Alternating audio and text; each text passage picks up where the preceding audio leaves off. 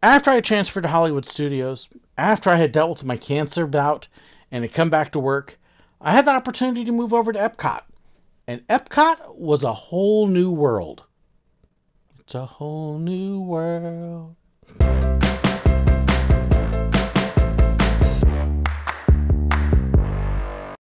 So Epcot is definitely a different park to work at compared to the rest of the Disney parks. It's got a different flavor, a different atmosphere. With all the different World Showcase pavilions, you've got all of these different people from all around the world working at them. So it's very multicultural in that regard. Epcot also, I don't know how else to put this, it has a little bit of an attitude, but it's not in a bad way, just that it kind of holds itself up above the other parks a little bit as something special, as something different. When you work at Epcot, you're at a different level of excellence, even for what you do.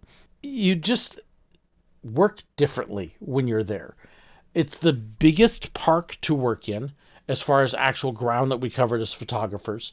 It had possibly the most photo positions to work compared to the other parks because it was so big. And it had opportunities to do things that you couldn't do at the other parks, especially for those of us who'd had experience shooting, doing a number of different things. Epcot opened up some doors for us to experiment and play and just try some new stuff. When I first started there, Epcot's base was actually, if you walked in the main gate, there's a gift shop right outside the gate over to the right. And the base was actually the backside of the gift shop there. The windows are all blackened into the park, but that was where we were when I first started. Eventually, it moved over to behind Mexico and China. And I think it was a better base over there anyways. That especially worked well when we ended up eventually unifying with entertainment because the entertainment offices were right there and an entertainment break room. And so that worked really good for integration. But to start off with, we were all the way at the front gate, which meant if you were working World Showcase, it was a long walk. There is actually a bus behind the scenes that runs around the park. It starts off over at the left side of the park at the cast entrance, which is a completely separate thing. And then it runs around the whole length of the World Showcase and then ends up over by where our base was. So you could take the bus. We did take the bus occasionally. The problem was the time between buses sometimes was so long that, especially if you had just missed it, forget it. It was going to take less time to walk to where you were supposed to be than to wait for the bus and ride it. So the bus was nice, especially at night when you wanted to go home. You didn't have to walk all the way around, but we didn't use it all that much. What was interesting was you really had these different areas at Epcot, and it really kind of broke down into completely different types of jobs. So you had, of course, the view, which is actually still in the exact same place it is now. Sorry, Willow, stay there. It's this little gift shop, camera shop that's right underneath Spaceship Earth. It's been there from the beginning. It's still there now. Can't believe it's like the only one that they haven't moved and completely redone. So you could work in the view. That was pretty much the same as any other park. Shooting Spaceship Earth, you ended up either right outside the gates. I mean, they walked in, you were right there in front of the planter or on the sides of the planter. And they've added a couple things to that since then. Or you were backside. Backside was interesting because people didn't know you were there. And with that walkway all the way out to the big lake, you were in the middle of the blazing sun. So you had to try to find ways to stay cool, and it was not a pleasant spot. I was pleased to see after I left that they finally gave those poor photographers umbrellas to stand under and get a little bit of shade, but they weren't there when I was there. It was just blazing sun. And people didn't notice you, and you weren't there. During Flower and Garden, there was a really neat planner that they always did, so you could get some pictures of that. But trying to get pictures of Spaceship Earth was tough because the few people tended to go to the sides out to the World Showcase. They didn't go up the middle. And so it was a great photo, an awesome photo, but you do this a lot because there just weren't people. So that was your Spaceship Earth pictures. You then had the characters. For Epcot in particular, up in Future Showcase, Future World, get it right. Up in Future World, which is the front half of the park, I don't care what they call it today, it's still Future World. The only real character place was Character Spot. Character Spot was probably the worst hug and shove place in all of Disney World. It was 5 character spots, and it was typically Mickey, Pluto, Minnie, Goofy. The other one might float in, but it was basically your Fab Five. And it sucked. It sucked as a guest. It sucked especially as a photographer or an entertainer because you had this big long line, and that line was typically 45 minutes to an hour and a half long. So you've got all these people waiting, and so you're trying to get everybody through. There's not multiple rooms for it, so you don't have 2 or 3 different spots they can meet Mickey, and you can divert them that way. It's one, and they go through all 5 characters in progression. So you're trying to get all these people through to give them a meeting and then get them going. So hug and shove is where this really came in. It's a hi, hug, sign the autograph, pose, get out of here. Typically, it ended up closer to a minute. Now, there were bigger families took more time. There were special families. Sometimes it just clicked and you would take your time. It was never meant to make the guests feel like you were rushing them. You didn't want that. You wanted them to feel like they had a good quality interaction after waiting in that long line.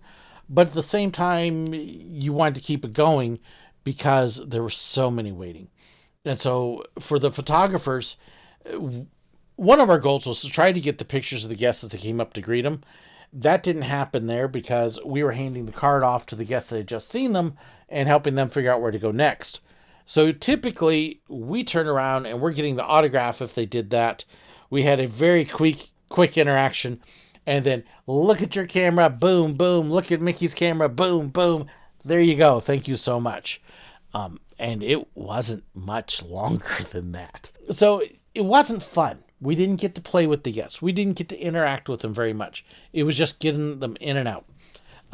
There were very few people that liked Character Spot. Outside of the fact it was indoors and air conditioned, it was not fun. The other big place in Future World to work was actually Test Track. Test Track at the time was the only ride on Photopass.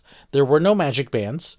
So what people had to do when they got off the ride is their pictures were up on the wall, but they're only on the wall for 30 or 45 seconds. They're not up there very long. And so our whole deal, we weren't selling pictures. We were just trying to get those pictures onto a card and make sure that the guests coming off the ride could get their picture. So a lot of times it was watching the people walk up, look at the picture. Hey, is that your picture? Do you want it? And invariably they're fumbling. Oh, let's see, I have a card somewhere. Scan a card, get the picture handed to them. Hopefully they have the card out and then you can put it on their card. Otherwise, let me scan it real quick and give it to you. Otherwise, it's gone. The worst part is those scanners weren't lined up right. They weren't just shooting out. They were angled. So that way people wouldn't get hit in the eye by the laser. But if you didn't get that card just at the right angle, it wouldn't read it. And so we're finagling it. And the guests almost never could do it. So we're having to run up real quick, grab the guest card out of their hand, zap it, so that way they could get the picture. Otherwise, it was gone. They didn't have the little numbers on them back then. It was not a fun spot. It wasn't a good spot for the character or for the guests. It wasn't a good spot for us. So we tended to have short shifts there, an hour or so, when they bump us out because it was frustrating. The system they have now is so much better. The other place to work was World Showcase. And there you could end up in a couple different things. You could end up doing a character and pavilion. So, for example, at Germany, you'd be shooting Snow White over by her well. At the time, she was actually out by the water till they built the well. And then in between her sets, you'd go float at the fountain in the middle. And that was true of most of the characters there. Then we also had rovers. Rovers were a little different, and I'll come back to those. So the characters that we had that we would shoot pictures of. We would shoot pictures of Mulan. We'd shoot pictures of Donald in Mexico. Mulan always got called a geisha. It was really annoying. She's not a geisha. Geishas are in China or in Japan, and they ain't going to have those in World Showcase. But anyways, Donald, Mulan, and then we come around. Germany was Snow White. At the time, we didn't have anybody in the American pavilion. Japan, we would just have somebody shooting the pavilion, kind of wandering around the pavilion a little bit. France had Aurora, Belle, and the white cat. I'm going to forget her name. So you would have Belle and Aurora a bunch. And then, I almost forgot, Morocco had Jasmine, and then sometimes Aladdin and Genie. Those are your main characters out there, and I may be missing one. Let's see. Nobody in Italy. That was the juggler. All the pavilions also had entertainers. Because the entertainers were unionized, we could not shoot pictures of them. So even after the show, the juggler in Italy was the best and worst about this. He would post for pictures with the guests. Well, we're shooting pictures of the pavilion, not the entertainer. We're not supposed to shoot that, but he wanted us to shoot pictures of him. So we would actually have to have him say every time, yes, take the picture. And it was so frustrating. And I felt so bad going, okay, are you sure it's okay? Yes, shoot the picture. And I would go backstage after he was done with his sets and say, thank you, I'm sorry. I know that's annoying. It's annoying for us. It's union. And he got it. But he was there forever. But for the most part, we didn't shoot pictures of the entertainers around the World Showcase.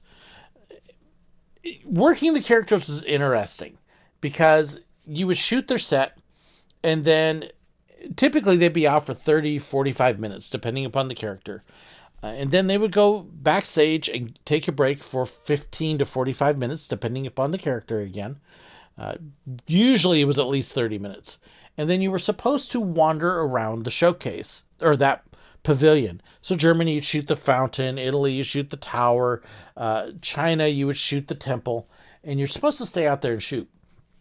Most of the time, those are what we called self-breaking positions, where you took your break on your own. So we take our break with the characters a lot of times, go hang around with them during meals.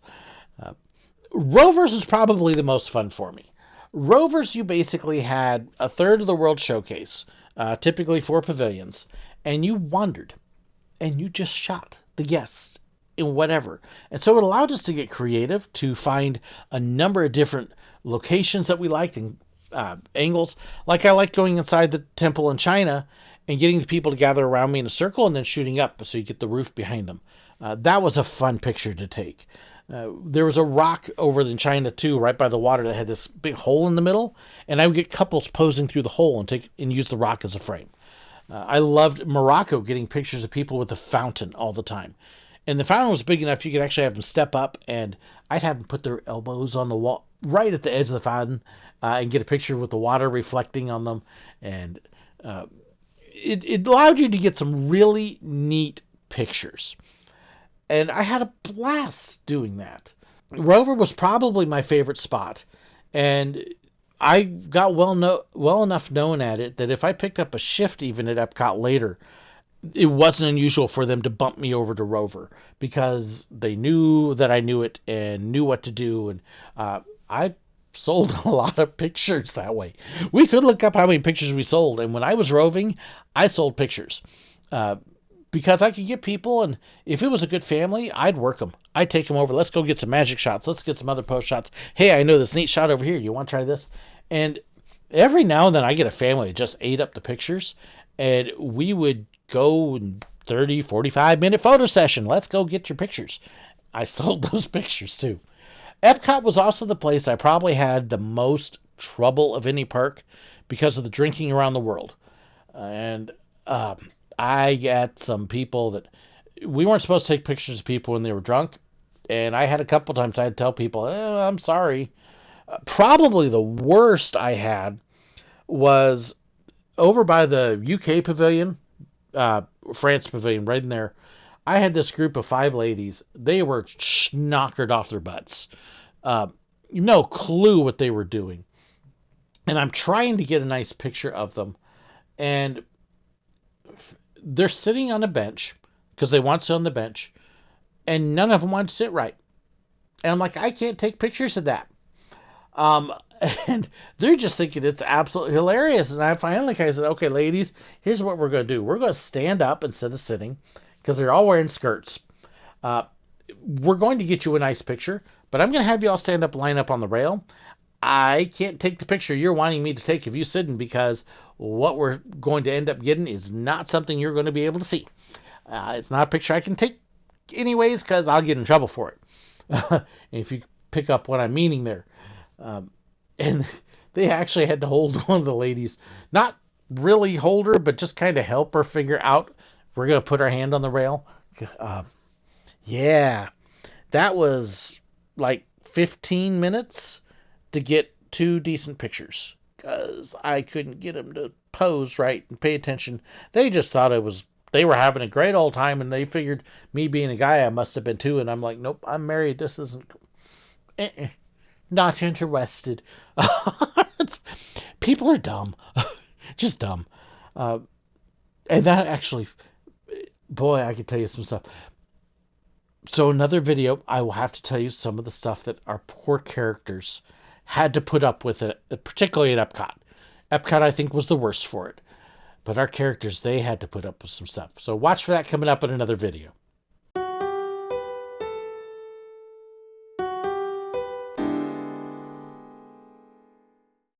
Wow, look at all those names. Yeah, that's all of our supporters on Patreon and our YouTube members. Oh, that's cool. That's actually how I started out. Yeah, it was. But of course, you remember, you have to be a subscriber first. And yeah, if you haven't done that, be sure to hit that button right there. Yeah, not the cat, just the button. And if you want to see another one of our videos, hit that button over there.